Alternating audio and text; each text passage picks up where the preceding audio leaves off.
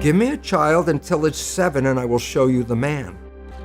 Your life is a printout of your subconscious behavior.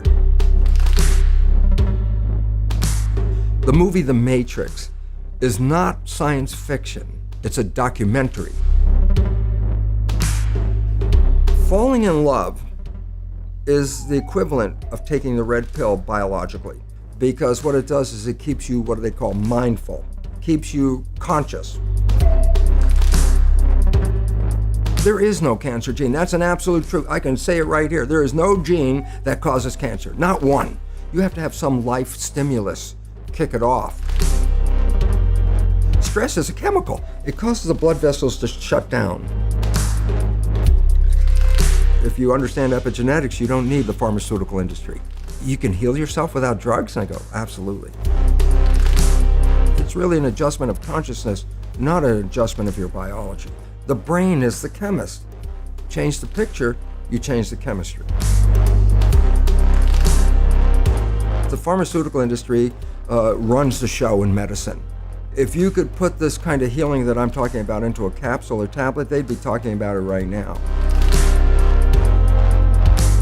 A gene is a blueprint.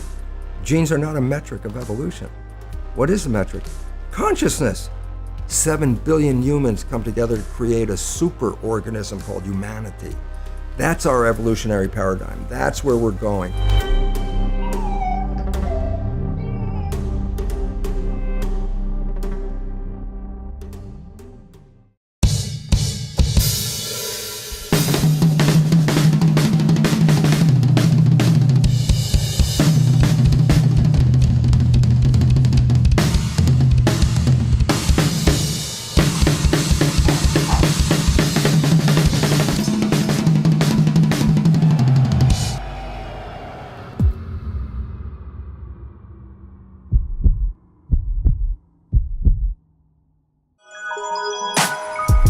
This week on the show, we have Dr. Bruce Lipton, who is a stem cell biologist and best-selling author who promotes the idea that your own DNA can be altered and expressed based on your beliefs. And I'll be honest, I'm an MIT grad. I was taught science as a kid, and I wasn't really feeling some of this because it sounded kind of woo-woo. But he has some interesting points. He coined the term epigenetics, and he really says it's about the expression of that DNA that really matters. And we've been taught since kids almost a fatalistic belief that our futures were preordained by our genetic material, and it's just not really true. You can change your future based on the attitudes and things you believe, and I think that's true. He says 90% of doctors' visits are caused by stress, and I think he's got a point there as well. And I think you'll really enjoy Dr. Lipton. He talks about the matrix, taking the red pill, and how having a super positive attitude can change everything, and how we can really turn back the clock on everything we were taught up to 7 years of age, which determines our lives and how we act. So I love this show. I love Bruce, and I think you're really going to enjoy this. And I also love building businesses. And that's what we're doing with the Business Accelerator. It opens in 1 week. I'm taking a small group of students from around the world through 8 weeks of entrepreneur boot camp. I'm gonna make sure you do the work to turn your passion into a business, just like I did with London Real. Started off 6 years ago as a tiny podcast, and now it's a 7-figure global media company that's moving to our new offices in this big building above us. And so I'm super excited to take you through the Business Accelerator, because it's all about accountability. I'm gonna make sure you do the work over 8 weeks. We have a patented system that drags you through kicking and screaming to turn your passion into that business. I've graduated hundreds and hundreds of students. We know what we're doing, so jump in. We won't do this again until next year. This is our most popular program ever. So go to londonreal.tv/biz, B-I-Z, start watching the free videos and join me. And now I will leave you with Dr. Bruce Lipton.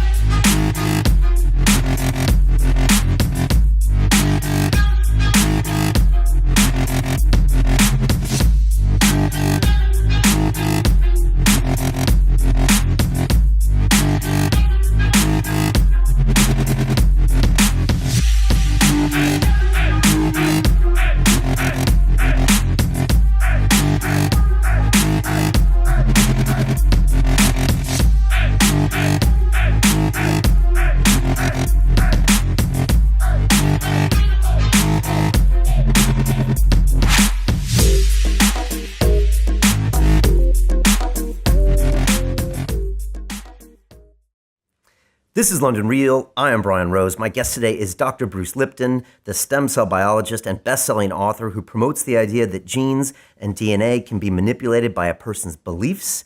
Your pioneering research at Stanford University on cloned stem cells presaged the revolutionary new field of epigenetics. Your books, The Biology of Belief, Spontaneous Evolution, and The Honeymoon Effect, explain the mechanisms by which consciousness and perceptions control our health, genetics, and the character of our lives.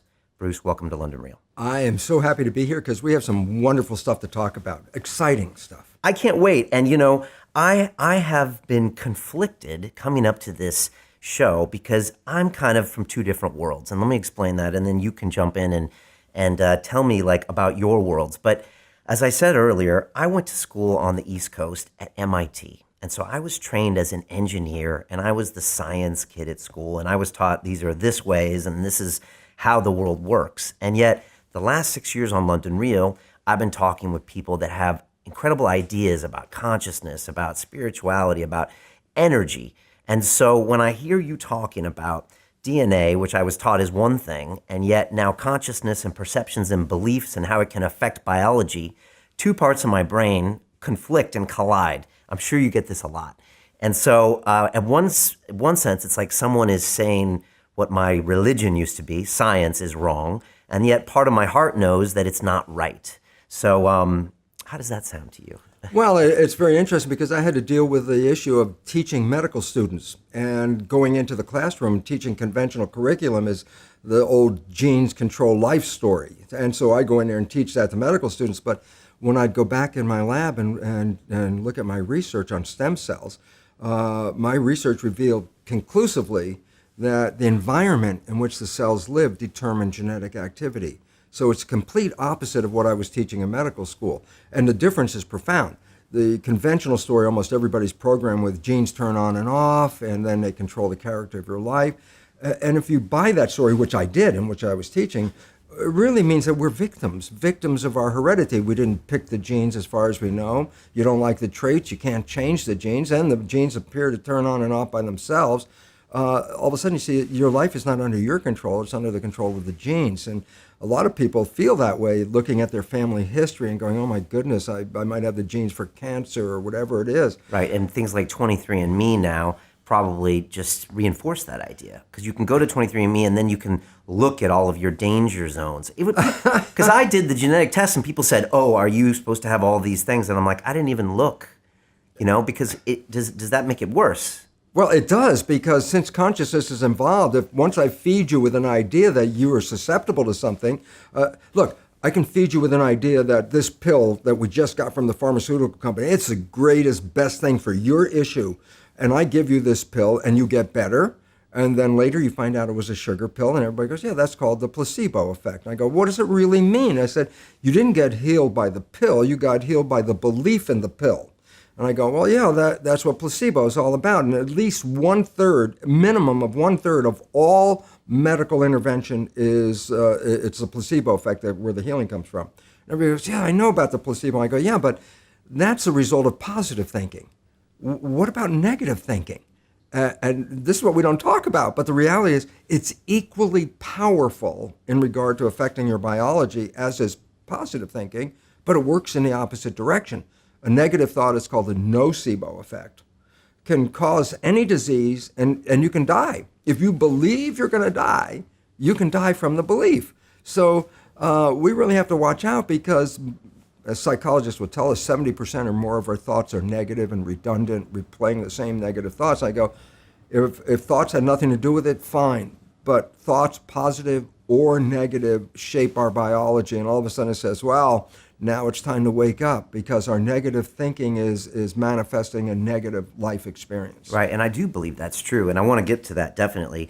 But back to this genetics, when you actually talk to people, I guess, like you said, we've been sold early on in our lives that, okay, this great thing came out, it's the double helix and Watson and Crick, and it determines all these things. It happened in the 60s and 70s, and yet now we believe it's gospel. And you're here to say that it's not predetermined. There's other things going on besides your DNA controlling your future. Is that right? Oh, 100%. But it's not just me saying this. It was me saying this when I first started doing this work in 1970. And my research was repeatable every day. I could stem cells are embryonic cells, so they have no potential until you put them in an environment. And then depending on the culture medium, by the chemistry of the culture medium, I can make the cell become a muscle cell, change the culture medium, make the same cell become a bone cell, or change it again and make the same cell become a fat cell. And genetically, the cell's the same. It was the environment that I was changing. And I started talking about that long before the new science called epigenetics had come into vogue, which was 1990. So I was like 20 years ahead. And of course, for much of that time, my colleagues looked at me like I was a crazy guy because everybody knew the conventional dogma. And I was, coming up with a whole different line of belief about it. And now it's come into mainstream. The only problem is this: when you invest so much money into a belief system, and then a belief system isn't really right, you try to hold on as long as you can, because if you spend hundreds of billions of dollars in this belief, you don't want to just go, oh, okay, we'll just change it. So it's a struggle, but the reality is coming forward, and the public is just becoming aware of it, and it's a revolution because, as I said, if you believe genes control your life, you're a victim of your heredity. Right. Can you explain epigenetics to people who don't know what that is? Yeah. Okay. When I say genetic control, that's the belief that genes control our characters. When I say epigenetic control, almost sounds the same, but epi means above. So when I say epigenetic control, literally it's control above the genes. And this is what we now recognize, that the environment, and very specifically our perception of the environment, changes our genetic activity. So that means, well, wait, that's not a victim, because I can change my environment, I can change my perception, and all of a sudden, if I can do that, then I can control my genes. Well, we're going from victim to mastery, from genetics to epigenetics. Okay. I had a brand new baby boy 3 days ago. He was born. He's gorgeous, of course. And but I'm wondering, if I had that same boy 2 years from now, I mean, it's coming from my same genes, so would he not also be the same? As in, part of my genetic code, I'm not going to be able to change no matter how positive I think. Is that correct?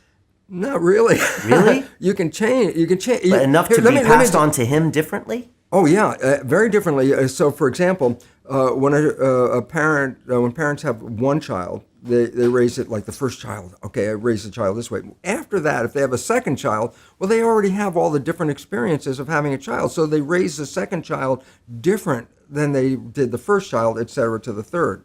What's the point is, well, I can start with the same genetics, like my stem cells, same genetics, but it's the environment in which the genes are found that will determine the character and expression. Okay, so those two boys might express their genetics differently. They could be two different people, but they would still have the same chromosomes and basic DNA structure. Yeah, now what people have to understand about epigenetics is it changes the reading of the gene. It does not change the gene. Right. If you're born with gene X, you're always going to have gene X, but how will it express itself? And I go, well, it depends on your life and your character, your behavior, your environment. And this is why getting a gene readout, getting your card and reading your genes.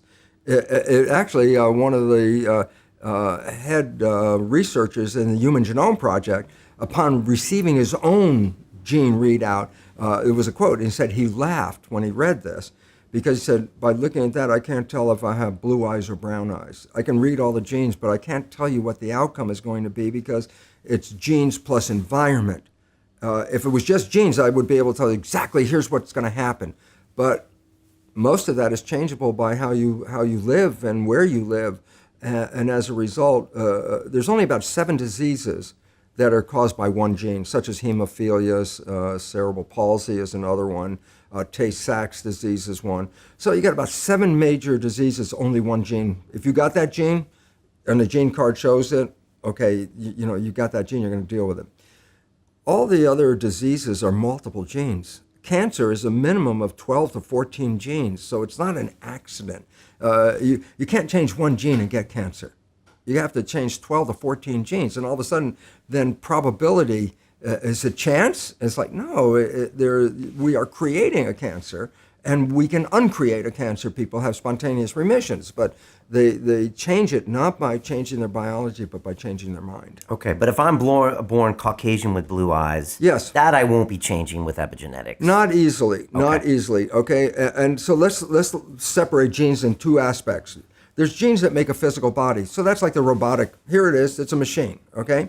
But there are genes on how it's going to behave and how it's going to respond and what kind of issues it's going to face. Those are the changeable ones that we change from day to day, your behavior and the consequences of your behavior. Okay? It's not changing the genes, it's changing the readout. So the simple point is a gene is a blueprint. Right away, this is the biggest problem in the world because the idea of a gene must be an illusion to a lot of people. There's something called a gene and it turns on and off. And it goes, no, let's clear this up. A body is made out of 100,000 different protein building blocks. It's sort of like a giant Lego kit. 100,000 different pieces. You can assemble the pieces this way, make a muscle cell, assemble them this way, make a brain cell. Different pieces, you can plug them together. The pieces are called proteins. They're very complex. The question is, where the heck do the proteins come from? And the answer is, the DNA is a blueprint to make a protein. This is where things get dicey after that for this reason. It's a blueprint. That's exactly what it is. And I say, why is it relevant? I say, well, you go into an architect's office and she's working on a blueprint. You lean over her shoulder and you say, excuse me, is your blueprint on or off? And she would look at you and go, what, are you crazy? It's a blueprint. There's no on or off. Precisely. A gene is a blueprint. It has no ability to turn itself on or off. A gene doesn't know what the hell it does. And the idea is giving all this power to a blueprint has been an error all these years. It's not the blueprint that we're concerned about. It's the contractor who reads the blueprint. And I say, well, what in my biology is the contractor? I go, the mind. Okay. Talk to me about your journey discovering this and your book, The Biology of Belief. As you said earlier, you were teaching these medical students one thing, and yet in your petri dish, you're finding out that other things are happening. How did you get this message out? How was it received? And now, you've taken it many levels further. Yeah. With your own consciousness. It's only been about 30, 40 years since I recognized it, so I had a lot of opportunity to work on this. But the basic idea is simply this. Let's relate my laboratory experience to a human body so that we can connect it. A stem cell is an embryonic cell. We have billions of stem cells in our body right now. I don't care what age you are. The reason is very simple. Every one of us, every day, loses hundreds of billions of cells, normal attrition, normal death. I mean, just in the time we were talking, we probably lost 1 billion red cells in that time. And you got to replace 1 billion red cells. The lining of the digestive tract, 20 some feet of lining, the cells are replaced every 3 days. Well, that's, nearly 1 trillion cells. It's like, well, every day we're losing hundreds of billions. How many days in a row can you go if you don't replace? And the answer is not very far. So I say, oh, well, we have stem cells, embryonic cells, that will replace them. So that's what a stem cell is. Okay. So I put a stem cell in a petri dish, it's an embryonic cell, and I make culture medium. And this is really important because we're going to talk about the connection. The culture medium is the equivalent of blood. If I grow human cells, I look at human blood, the composition, and try to make a version of it in a lab. If I grow mouse cells, I look at mouse blood and make a medium to grow mouse cells in. So I make the medium, and since I'm making it, I can change some of the composition. I'm synthesizing it. That's what I did. So here's the story, very simple. I put one stem cell in a petri dish by itself, and it divides every 10 or 12 hours. So first there's 1, then there's 2, 4, 8, 16, doubling. 1 week, 30,000 cells in the petri dish.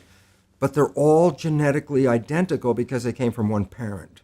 So I have 30,000 genetically identical cells. I split the cells into 3 petri dishes, so I have genetically identical cells in 3 dishes. But I changed the composition of the culture medium, a little chemistry change, in each of the dishes. So I have genetically identical cells, but slightly different culture medium. And in one set of dishes, the cells form muscle. In a second set, they form bone.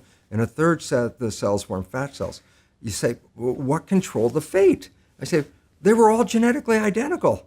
So it wasn't the genes. They all had the exact same genes. The only thing that was different was the environment. Okay. So it's how those genes were expressed. Right, but it was a reflection of the environment. So the cell is adjusting itself to the environment. Change the environment, it changes its adjustment. Okay. So you have this quantum leap in observation. You're like, whoa, what do your colleagues say in academia?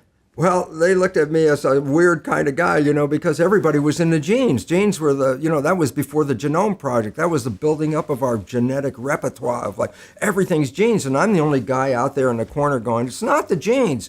And they looked at me like the only guy out there in the corner and sort of dismissed it because it didn't fit their conventional story. As a matter of fact, the first time I gave a lecture on it in front of my colleagues, I had left the university, but I come back because I needed a scientific audience to describe what I was working on. At the end of my talk, I said, "Thank you very much." And this room full of people, they just stared at me it was dead silent. I felt like really crazy. I was in front of the room. I said, "Thank you," and they just stared at me. And one guy in the back of the room, I remember he went twice. I mean, it was so clear. And when he did that, everybody looked at him. And then he just put his hands down in his lap. And then about a minute later, they all stood up and they walked out, all my colleagues. And I thought I was crazy. Why does this happen? Why does that kind of thing happen? Because we think science is fact, but science is based on what's in vogue, right? And it's based on trends and all of that stuff, going back to Galileo or any of these things. Every time a scientist has come up with a new idea, that scientist was always claimed as being weird or crazy or, way off track. And then those new ideas come in. Howard Temin. Or sometimes they're just the weirdo. Well, yeah, that's where you got to have to distinguish. Where does weirdo leave off and interesting person begin? Okay? And the fact was this.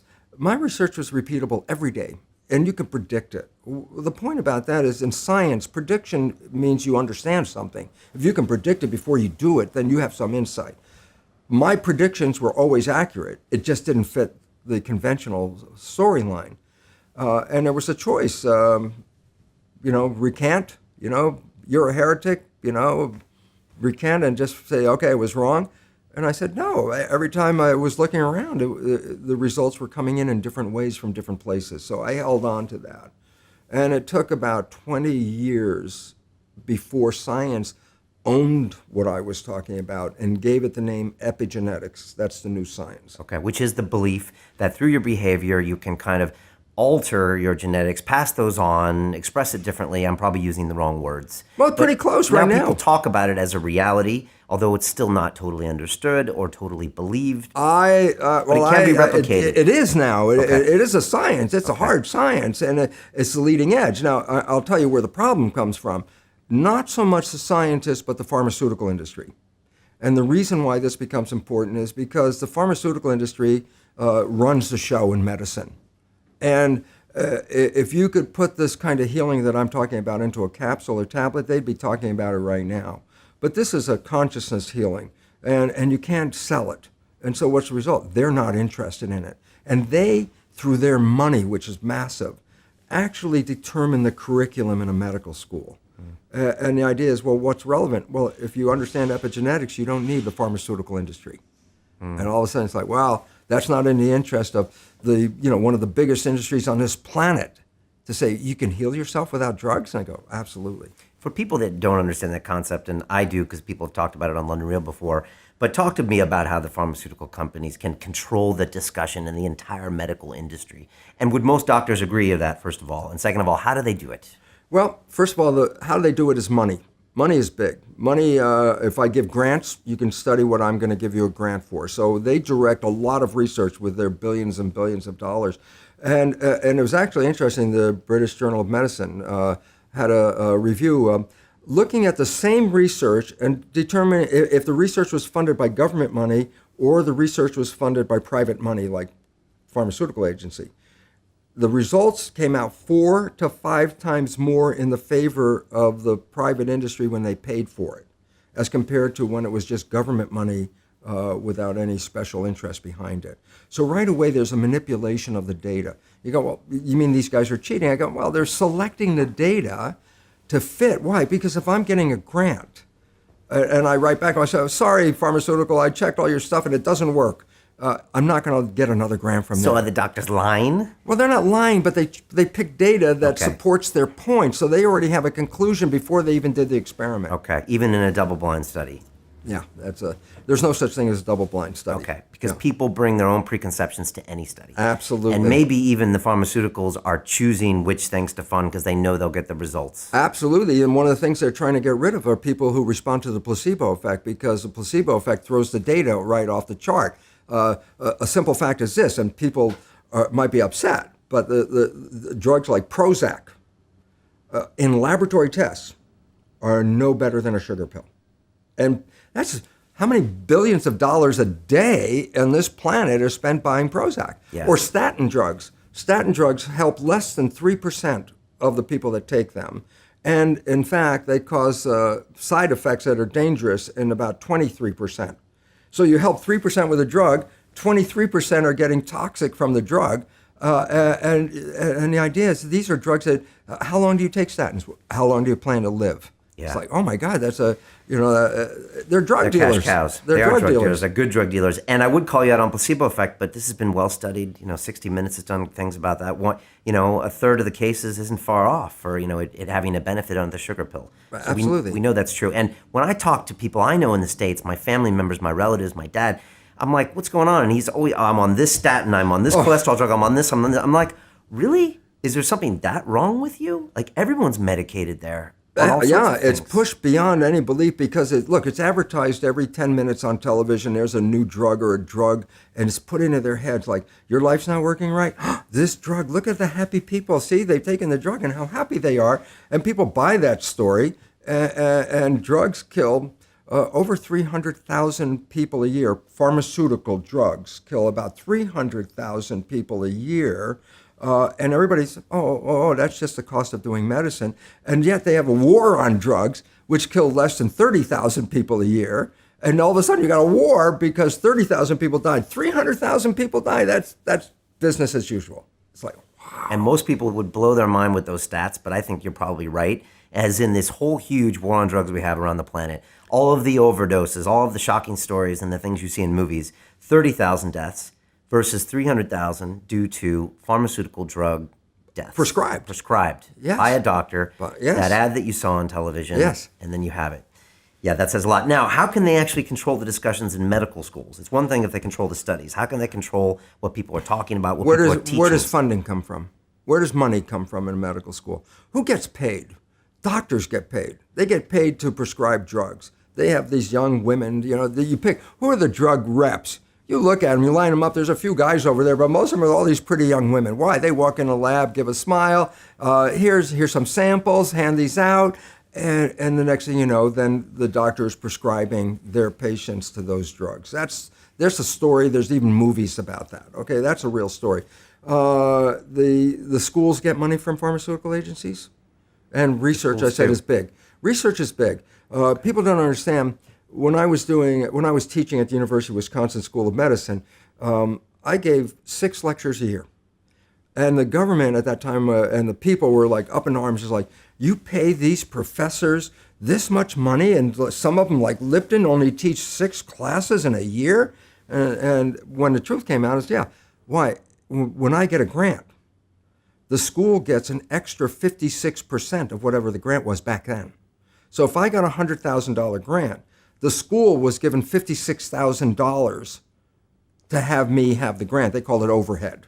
Mm-hmm. And when they put the numbers together, the researchers were bringing in nearly half of the money to run a university. So all of a sudden they turn around and go, don't kick the cash cow. If it's 6 lectures, he's still bringing money and paying more than his salary and supporting the school. So research is a very big commodity at a university because it offsets their expenses. Okay, so it's a racket. It is a racket. And all these pristine, like these universities, you look up at these hollowed schools and these noble things, behind the scenes, money. It's a lot of dirty money. Absolutely.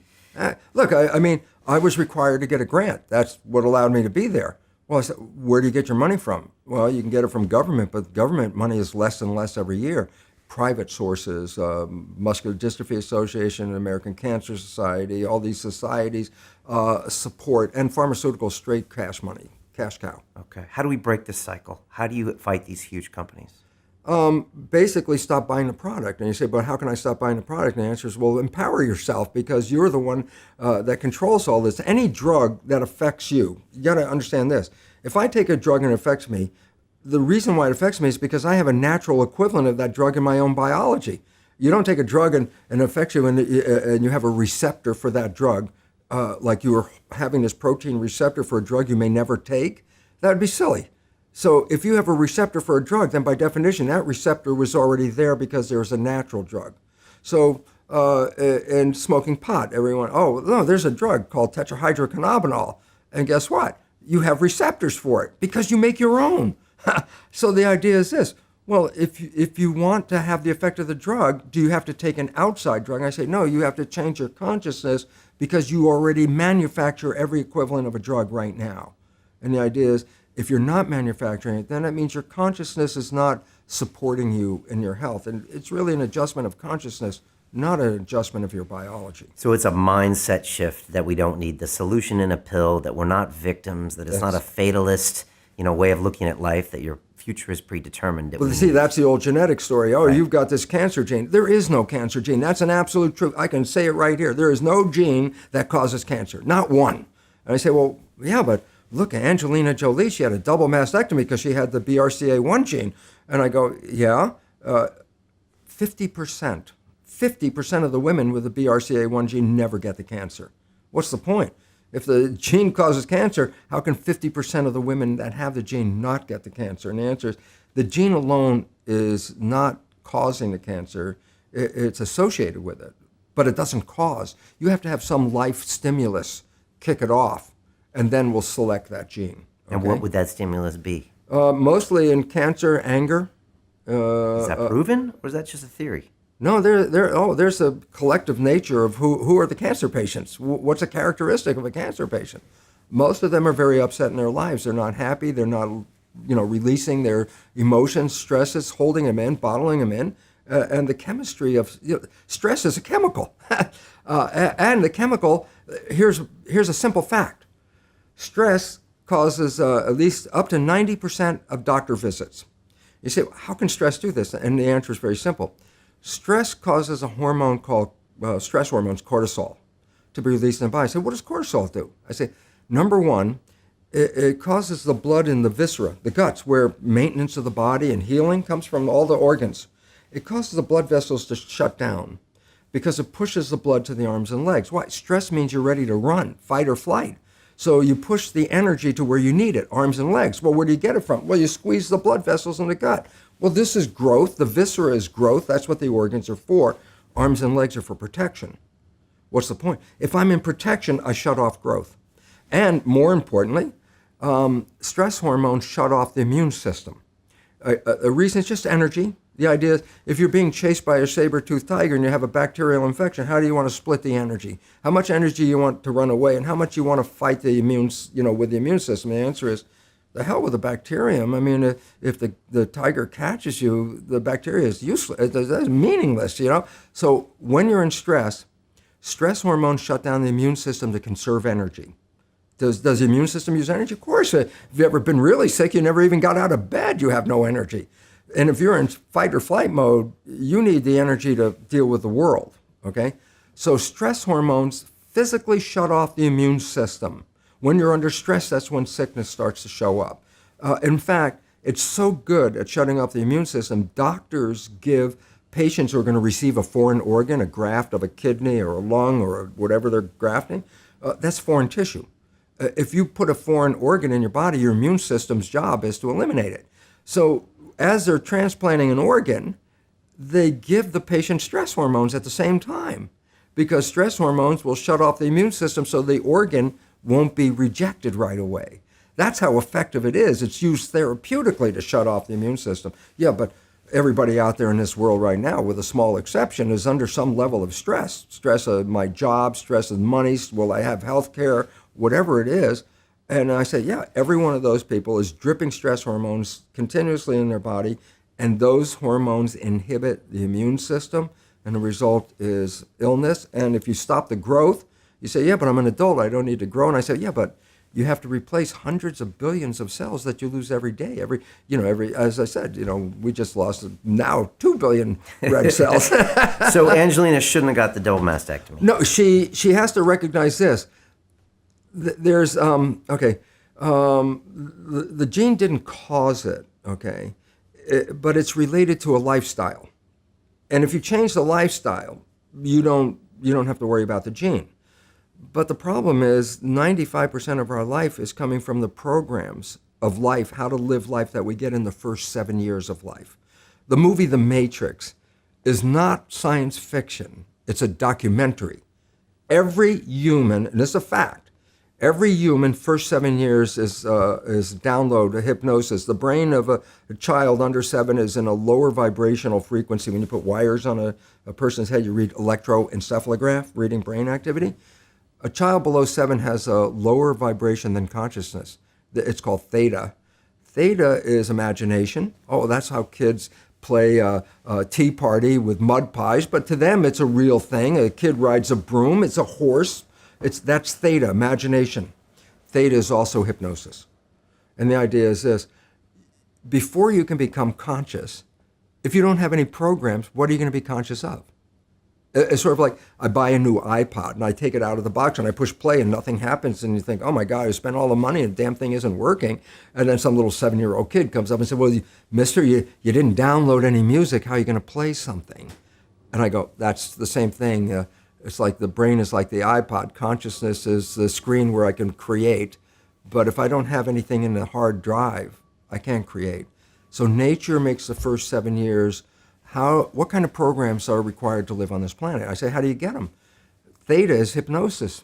You just watch. You watch your parents, you watch your siblings, and your community, because you have to learn how many 100,000 rules. Think about it. Just to be a functional member of a family and a functional member of a community, there are rules. I teach an infant these rules. I say, oh, you don't have to. First 7 years, they observe it and just download it. And then I say, well, why is it relevant? Because this is the unfortunate fact. 95% of our life, this is a fact, comes from those programs in the subconscious. Every day, only about 5% of their life are you using conscious, which is creative. 5%. So your life is being lived, even though you think you're living your life. Exactly, and you don't see it because it's called subconscious, below conscious. And the Jesuits, for 400 years, they were boasting. People didn't understand. They say, give me a child until it's 7 and I will show you the man. They've been saying that for 400 years because they knew 7 years was the program period. And 95% of your life after that will be whatever that program is. So Angelina Jolie runs in a family where there is cancer. And I say, yeah, they have the gene. I say, that didn't cause it. It was the behavior that was passed on. Behavior is passed on, not like genes. It's passed on through families, right, but it's passed on through learning in families. Okay. In your lecture on the biology of belief, you made this analogy at the end of a camera and then an eye, and how the camera kind of inverts the image and puts it on the film, and yet with our eye, we invert the image, and then we put it through a filter in our brains. Right. And this is what you're talking about. The first 7 years of your life puts a filter on everything. Absolutely. How do you behave? Right. Yeah. There's millions of rules, so you and I can look at two separate things, or two things, and completely have different conclusions. Right, and it's just based on how you grew up, what you see. You know, look, this is not new. I mean, there's the famous book, Rich Dad, Poor Dad. Sure. And basically said you come from a poor family and you could struggle your whole life and try to get rich, but you're not going to make it. And if you come from a rich family, you could be stupid your whole life, Donald Trump, and make it. Not because it was thinking, but it was unconscious behavior that was downloaded from rich families into kids, which is unconscious. So they're making the right moves unconsciously. If they engage their conscious mind, then they look stupid, but it's unconscious. And that's the same thing with poor people. Poor people have beliefs from the family. Oh, you can't make it, life's a struggle, things are hard, who do you think you are? And if that's the program you get, then 95% of the day you will sabotage yourself. And that's why poor people stay poor and rich people stay rich, because the programming. Yeah, I've had Robert Kiyosaki on the show. It's a great book. Well, there you go. Yeah. Yeah. So we need to raise our children differently. Is that what you're saying? 100%. Conscious parenting. What do we do? Well, we have to recognize, number one, that 95% of our behavior is coming from subconscious. So a child is going to record for 7 years, and they're going to record you. You have a new baby. That baby is going to look at you because you are the parent. The first thing a baby learns in the first week or two of life, who's the parent? Very important, because that's the reference point. If anything goes in their life, they're going to look at the parent first thing. A child on a playground is on a swing, falls off the swing on the ground. First thing it does is look at the parent. If the mother's like, ah, the kid starts crying. But if the mother goes, get up and get back on the swing, the kid gets back up on the swing. It's reflection. So you have to recognize a child is going to observe every move of you. Then you also have to recognize, well, hell, if 95% of it is coming from my invisible programming, I'm going to pass on the family pattern unconsciously 95% of the day. Family, country, society, pattern. The whole the pattern of growing up, the programming. Okay. Unless I make a conscious effort. The conscious effort to change your programming, it's very hard to stay conscious. This is why we always go back into the subconscious, because when you're thinking, that's a conscious mind function. So, Brian, what are you doing on Tuesday? If I ask you that, the answer's not out here, it's inside. So the moment you're thinking, you let go of driving the vehicle because you went inside. I go, well, it doesn't mean whatever you're doing, you stop walking or driving the car or doing a job. Those are programs in the subconscious because you've repeated them over and over again. So the subconscious is autopilot. When the conscious is busy, autopilot drives the vehicle. Point is, when conscious is busy, it's not observing what's going on. So let's say we're having this conversation in a car, and I've been driving for 10 minutes, and we've had this great conversation, and all of a sudden I look out the window, I go, I haven't paid attention to the road while we have the conversation. But I go back and say, can I say what the conversation was about? Yeah, we talked about this and this and this. And I say, and what was on the road during that 10 minutes? You go, I don't know, I wasn't paying attention. See, that's when the subconscious, so I say, how was your driving? And I go, it was whatever way you learned how to drive. If you had a bad driving instructor, then you were driving 10 minutes with lousy driving. Okay. So how can I change that then? I need to be more conscious of my subconscious? You have to be conscious of you see, here's the problem. 7 years is programming. And I say, well, what program did you get when you were 0 or 1? You go, I have no idea what the hell the program was. I say, 95% of your life is coming from the subconscious. Your life is a printout of your subconscious behavior. Oh, so you don't have to try and think about what happened. I just say, look at your life. The things you like that come into your life come in because you have a program that supports them. But anything you struggle with, work hard at, put a lot of effort into making it happen, why you're working so hard, inevitably you have a program that doesn't support that conclusion, and you're trying to override the program. So you don't need to do a lot of shrink and psychology stuff. You just look at your life and say, where am I struggling? Because wherever you're struggling, inevitably it's a program in your subconscious that does not support that destination you've been looking for. Okay, so it's all, the evidence is all there. You take an honest look at your life and your history, whether it's anything in your life, relationships or business or this or that, and then that'll point to you where there's some kind of incongruence. Right. I mean, go back to Angelina Jolie. Right. She could look at her life and she could say, I could look at the gene and say the gene caused the cancer. I say, no, look at your life, because that behavior was passed from your mother to you, and she got it from your grandmother, and et cetera. And it's a history. It's your parents connected. Who are also actors, starved for attention, angry, you no longer talk to them, blah, blah, blah. Blah, blah. Okay. Yeah. And now, okay, so now we recognize that, then we try to make a conscious change, which is very difficult. Now that's where the problem comes from. All right. Okay. You want to know the problem? Yeah. I guess some of the people might want to hear that answer too. And the thing is this. This is you evolving, right? This is things that you kind of went from A to B to I B have two to different C. lives in this lifetime. Before I put this knowledge into effect, and after I put this knowledge into effect, and I use the word put into effect. Why? I had the knowledge academically. It's like, oh my God, look at the research. What does it mean? I understood it from the level. And with all that knowledge, it didn't change my life. People read self-help books. I go, well, you read the book. You got a lot of knowledge. I say, is your life changed? No, but you got a lot of knowledge. And so here's the difference. The conscious mind is creative and can learn in any number of ways. Read a self-help book, go to a lecture, listen to this program, and conscious mind's going to get some awareness. And I go, yeah, but subconscious mind doesn't learn that way. I go, right, it doesn't. Subconscious mind learns in two fundamental ways naturally. Hypnosis, which is the first 7 years. And after age 7, how do you put new programs in? Repetition, practice. You want to drive a car, you didn't learn how by just getting in the seat and put the key in. You had to practice driving the car. You want to learn the alphabet. How many times did you go from A to Z? Try to go to A to Z before you can complete it. And once you completed it, you didn't have to go back and do it again. So 2 phases. You want to train the subconscious mind. Hypnosis, repetition. I like the last one because there's a new phrase that's bandied about called fake it till you make it. Meaning, if you're not a happy person, I say, you want to be a happy person? Then repeat all the time, I'm happy, I'm happy. I say, well, you don't look happy or anything. I say, no, who am I talking to?